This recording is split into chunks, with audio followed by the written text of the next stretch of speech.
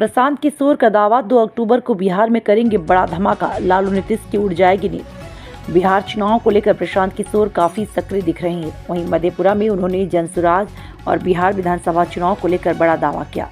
बता दें, मधेपुरा पहुंचे जनसुराज अभियान के सूत्रधार प्रशांत किशोर ने पदयात्रा के बाद प्रेस वार्ता की, जहां उन्होंने कहा कि बिहार में आगामी विधानसभा चुनाव में जनसुराज सभी 243 सीटों पर चुनाव लड़ेगी।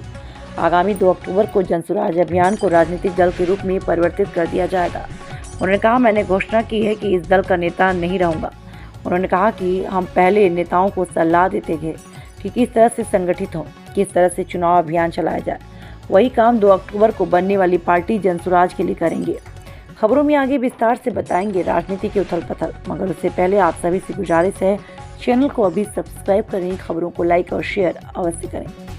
बता दें, बिहार की राजनीति में प्रशांत किशोर की पार्टी की एंट्री से एनडीए और इंडिया गठबंधन की मुसीबत बढ़ने वाली है। सीएम नीतीश और लालू यादव के लिए प्रशांत किशोर परेशानी खड़ा करने वाले हैं। प्रशांत किशोर को लेकर आरजेडी ने पहले ही लेटर जारी किया था। प्रशांत किशोर ने कहा कि बिहार में कानून व्यवस्था पूरी तरह से चौपट हो चुकी है।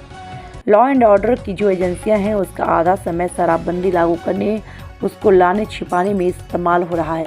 उन्होंने कहा, लोग कहते हैं लालू यादव के राज में अपराधियों का जंगल राज था, अब नीतीश कुमार के राज में अधिकारियों का जंगल राज है।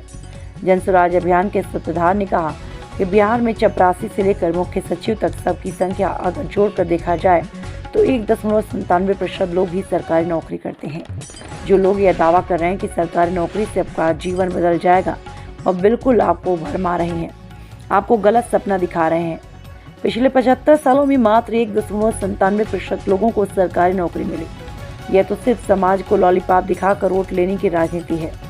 आगे उन्होंने कहा कि पूरी दुनिया में ऐसा कहीं कोई प्रमाण नहीं है कि 13 करोड़ आबादी वाले राज्य में सरकारी नौकरी के जरिए बेरोजगारी दूर की जा सकती है।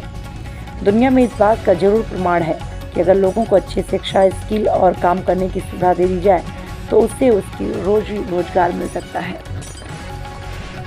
इसकी जितनी संख्या है उसको उतनी भागीदारी जनसुराज में रहेगी।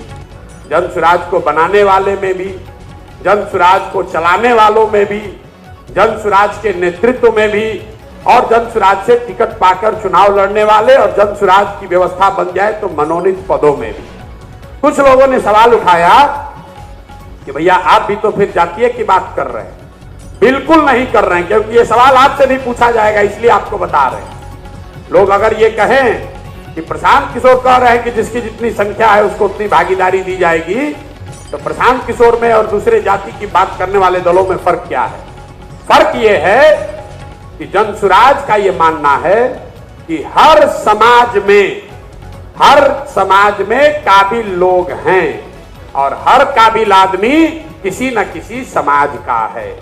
अगर बांटने वाले की नियत में खोट ना हो तो ये व्यवस्था, ये सामंजस्य बनाया जा सकता है कि जिसकी जितनी संख्या है उस समाज से उतने काबिल लोगों को लाकर मंच पर बैठाया जाए।